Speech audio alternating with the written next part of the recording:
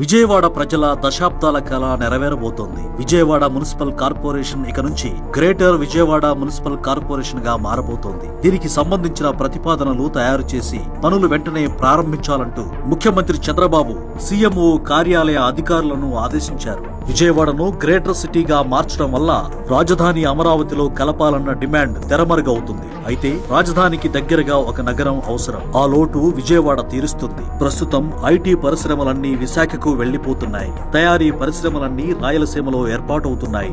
ఈ క్రమంలో రాజధాని అమరావతిలో ఎటువంటి పెట్టుబడులు లేవన్న విమర్శలు వస్తున్నాయి. అందుకే గ్రేటర్ విజయవాడ ప్రతిపాదనను ఆమోదించి మహానగరంలో పెట్టుబడులు ఆకర్షించాలన్నది ప్రభుత్వ లక్ష్యంగా ఉంది. వాస్తవానికి విజయవాడ, గుంటూరు నగరాలతో అమరావతిని కలిపి మహానగరంగా అభివృద్ధి చేస్తారని అంతా భావించారు. కానీ ఇప్పుడు రాష్ట్ర ప్రభుత్వం వేరే ఆలోచనతో ఉన్నట్టు తెలుస్తోంది. అమరావతికి ఇంకా నగర రూపురేఖలు ఏర్పడకపోవడంతో రాష్ట్ర ప్రభుత్వం ప్రత్యామ్నాయం ఆలోచిస్తోంది. పెట్టుబడులను ఆకర్షించడంతో పాటు ఐటీ కంపెనీలను తీసుకురావాలన్న ఆలోచనతో ఉంది. అందుకే ఇప్పుడు విజయవాడను గుర్తించి గ్రేటర్ గా మార్చాలన్న నిర్ణయానికి వచ్చింది. పెనమలూరు, మైలవరం, గన్నవరం నియోజకవర్గాల పరిధిలోని 75 గ్రామ పంచాయతీలను విజయవాడ నగరపాలక సంస్థలో అతి త్వరలోనే విలీనం చేయబోతున్నారు. విజయవాడ మున్సిపల్ కార్పొరేషన్ పరిధి ప్రస్తుతం ఉన్న 61.8 చదరపు కిలోమీటర్ల నుంచి 500 చదరపు కిలోమీటర్ల వరకు విస్తరిస్తుంది. ప్రస్తుతం ఉన్న 24 లక్షల జనాభా రెట్టింపు అవుతుంది. గ్రేటర్ విజయవాడ వల్ల